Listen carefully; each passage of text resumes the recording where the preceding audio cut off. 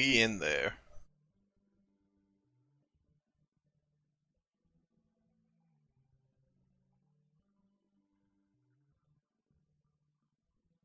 Let me pop out the chat.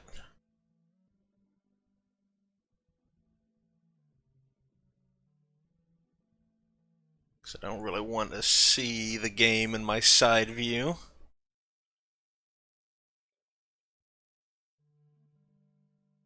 Is there echo? Can you hear the audio?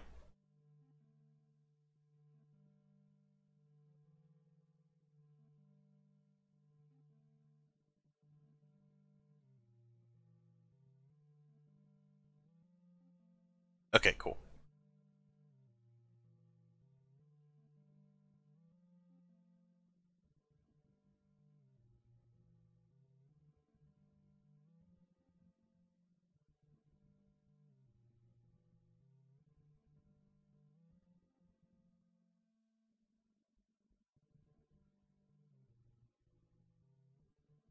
There's this. Cool deal.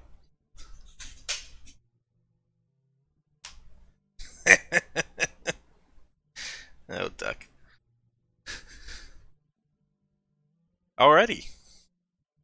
I guess we can get started. Maybe 1 minute early, but that's fine.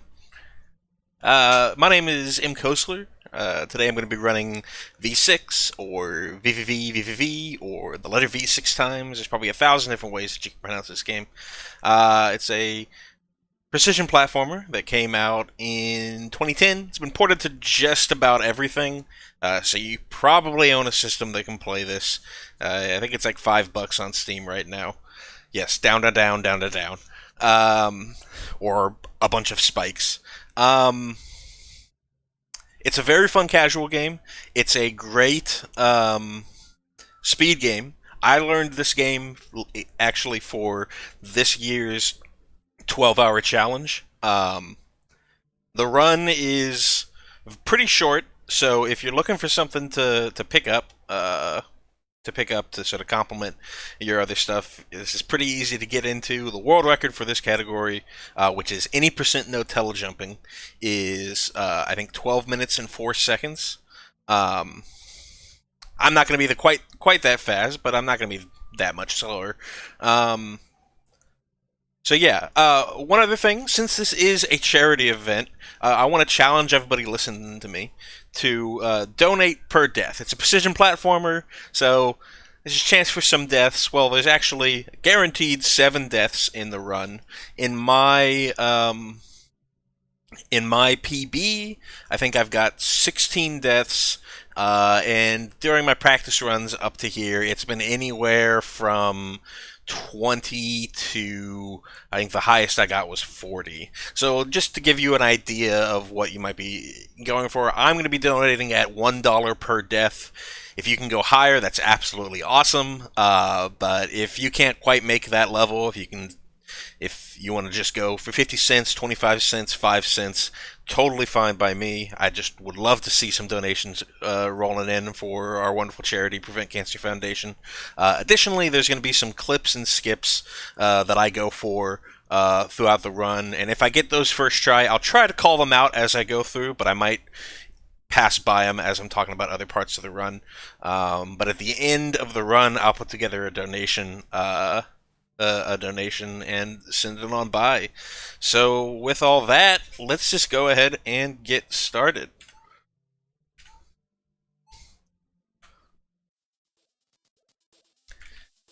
It's a pretty simple game. Not much story going on. You're Captain Viridian with your crew of 5 other crew members, all with names that start with the letter V. You're on a spaceship. You get stuck in the V dimension, which causes, whenever you press your action button, for you to flip upside down and right side up. You're changing the gravity rather than jumping around.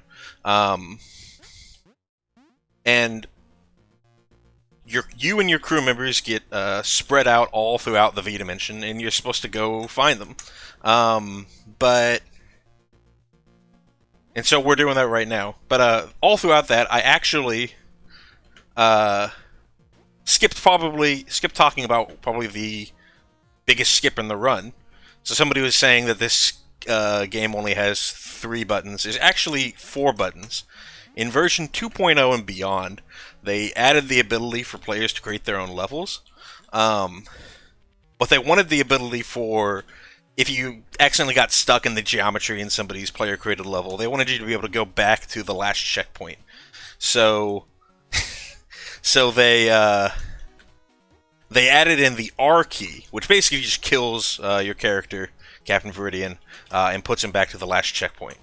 But in the single-player campaign, you don't actually have a checkpoint yet if you press R as soon as you gain control over him.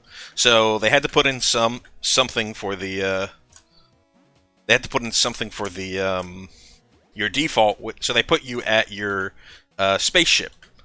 Well, your spaceship is where you're trying to go to at the end of the first tutorial level.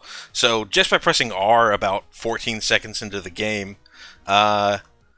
you skip an entire level. So pretty sweet. We are going to see a little bit of it. The first level is called Space Station 1. Give me a second. Awesome. Coin skip. We just went through Space Station 2, and that screen that I just very quickly passed through is kind of important, because we got to see that teleporter. And so we'll be going back to Space Station 1 later in the game. But other than the R button, there's really only 3 other controls. You just have your left and right and an action button. I use Z as my action button. You can use space. You can use up or down on your keypad. You can also use WASD for all this. It's a precision platform.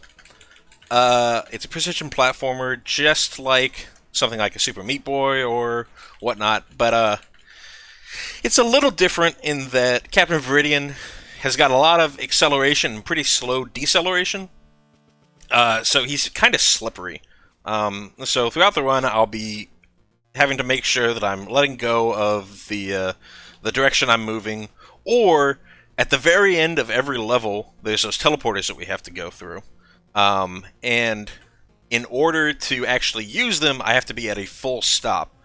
So the best, or the quickest way to do that is to tap in the opposite direction.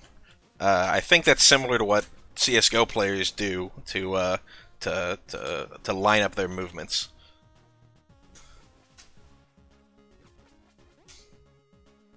The route that I'm taking is called the Gravitron skip route. There's 2 main routes for the game.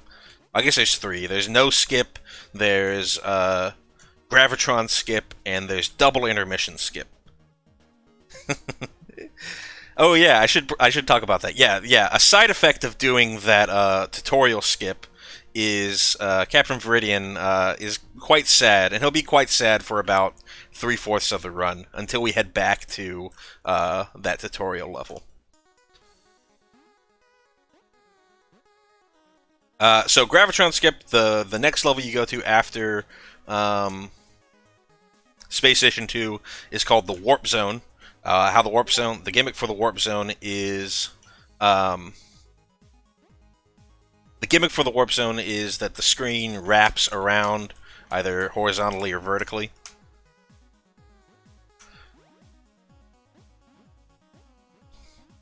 Just give me a second. This part's a little tough. Awesome. I saw Ham in chat talking about the awesome aesthetic. It's supposed to... Hold on one second. It's supposed to harken back to sort of the mid to late 80s computer games, things that came out on like the Commodore 64, things that came out on like the Commodore 64, the ZX Spectrum, as they would say over in Europe, the Amiga. Especially things like how every level has its own little name underneath. I should say every room has its own little name underneath. The developer of the game, Terry Kavanagh, I think he's an Irish developer, and he definitely grew up in this era. One little fun fact of the run and the naming is the person who named all the levels is another indie developer named Bennett Foddy. You might recognize that name, probably more prominently. He made a game called Getting Over It with Bennett Foddy, where you play a guy stuck in a cast iron pot and you're trying to get over a giant mountain with just a hammer. He's also the developer of QWOP.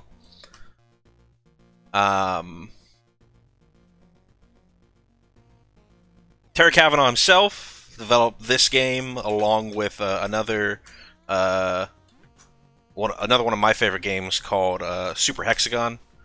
You can get that on your phones. But we're already to our third level. This is called the Tower. It's our resident auto-scroller.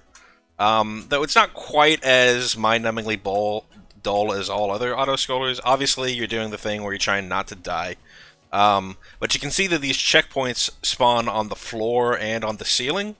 And whenever we see a checkpoint that spawns on the ceiling, we try to hit the reset button while the checkpoint is close to the top of the ceiling as possible. Oh no! Oh, am I gonna make it? Nope, that was a mistake. Whatever. You try to get the checkpoint to spawn to as close to the top of the ceiling as possible, because when you hit the reset button, the game sort of pauses and then quickly moves the checkpoint to the center of the screen. And the higher up on the screen the checkpoint is, the faster the screen movement. So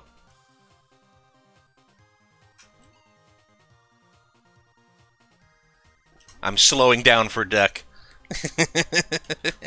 So we try to hit that reset as soon as the checkpoint is at the very top. There's also a glitchless version of this run where you can't actually use the R key, but you can still perform this trick, and it's actually the fastest way to do it. Is you try, if you see whenever I'm up near the very top of the screen, there's those teeth, those spikes that come out as I get close. What you try to really do is you try to hit the checkpoint and hit the spikes all within a single motion. And that basically performs the same thing as hitting the R key. So there we are, done with our third level. But we haven't quite rescued this guy yet. So I talked earlier about this being the Gravitron skip route rather than the double intermission skip route. It means we have to go through one intermission skip. Or one intermission. Oh, come on. That's this intermission right here. The gimmick here is our compatriot won't follow us if we're on the ceiling, but he will follow us if we're on the floor. So we try to manipulate his movement so he doesn't die, though obviously I was a little poor in that job right there.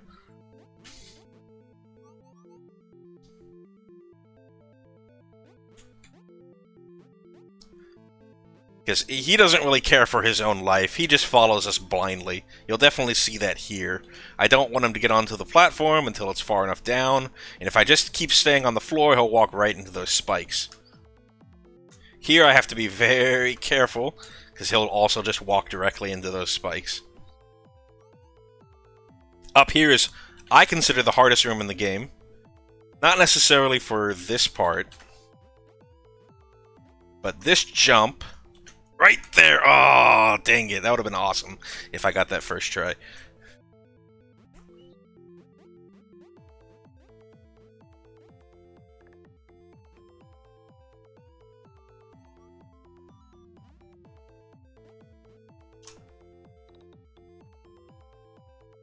So here we're going to abuse the R key. Instead of having to, we just wait for that guy to fall over there, and then instead of having to go back through that snake passage, we just hit the R key, bring us back to the teleporter, and we're good to go. So there we just finished the first intermission, and so now we're going to do the actual Gravitron skip. So what I do is I head back to the end of Space Station 1, and then head to back to our spaceship, and the game thinks, oh, hey, you just completed a level. And just by doing that, instead of, when we finish this next level, instead of sending us to the Gravitron intermission, which is pretty difficult, we just get sent to the final level of the game. Side effect of doing this skip, or doing this trick, is it wants to load up the tutorial cutscene, which is just going to be like, hey, all your crew members got got lost in the V dimension, go find them, yada yada yada. But that level complete, which I just got rid of, ends up being on your screen the entire time. Until you die or reset. Here, I'm doing a trick called a line skip. I haven't really talked about the gimmick of the laboratory yet. These white lines here, they automatically flip your gravity whenever you hit them. And whenever you have a horizontal line, you have a floor underneath it. If you hit the action button as soon as Viridian touches the horizontal line, you can actually clip right on through it. We do that once in here, and then we do that again 3 more times in the final level.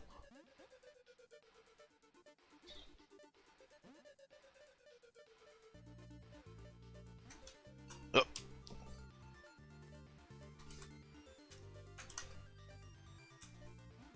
Grabbing that checkpoint just for a little bit of safety. Here, what we're going to try to do is land on that little platform so we don't have to go to the right side of that screen. And we're already done with the laboratory. So like I said before, if we hadn't done all that stuff earlier, by going back to Space Station 1 and whatnot, we would have to go through the Gravitron. But skip all that. We've really only rescued 4 crew members, but suddenly there's 5 in our ship. And now we're on to the final level. Final level is a combination of sort of all the gimmicks you've seen in previous levels. We've got screen wrapping, we've got these lines, we've got enemies. Call these guys the Yes Men. There's actually a cycle skip for the Yes Men that is really tough.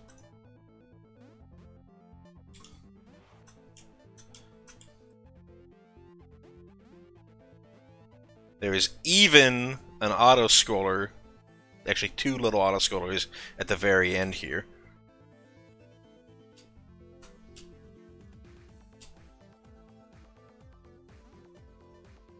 So here we're going to be doing more line clips. There's kind of a diminishing return on those line clips, because you can just go through the level as normal. Here I'm going to activate that computer and then hit the R key during the cutscene to get me back to the checkpoint. Here we have time slip. Oh, another one of the harder rooms because it's so slow and you try to go fast and you get killed. There we go. 2 more line clips. Come on, there we go.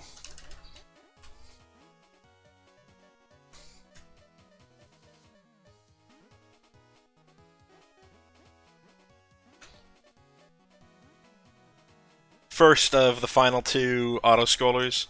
There's something called a ceiling skip here. I don't usually go for it.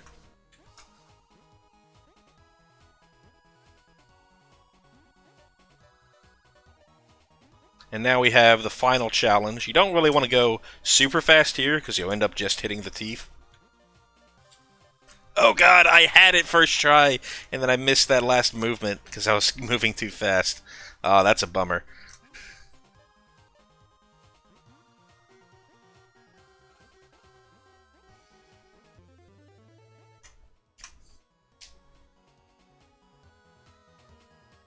And that's it.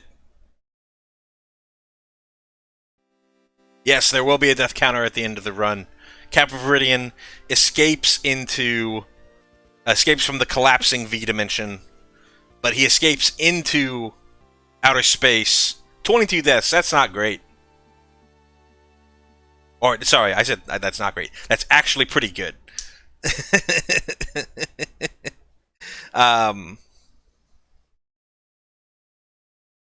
But yeah, so let's see. What is my time? 7:40. Okay, yeah, we can let the credits run.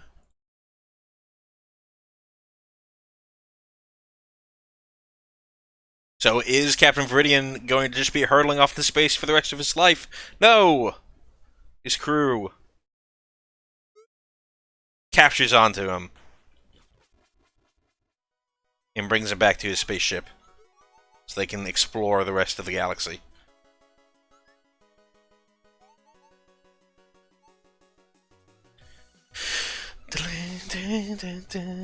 Starring Captain Viridian, Dr. Violet, Professor Vitillary, Officer Vermilion, Chief Vertigurus, and Dr. Victoria.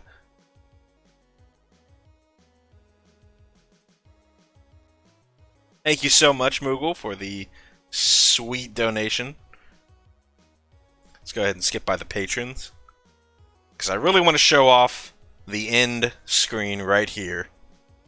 Just pure nostalgia.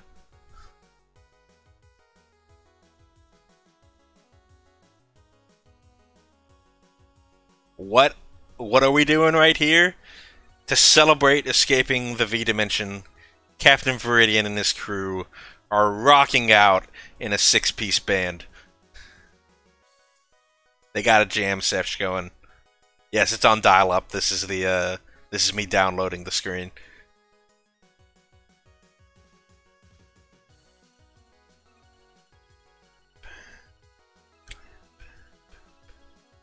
Absolutely.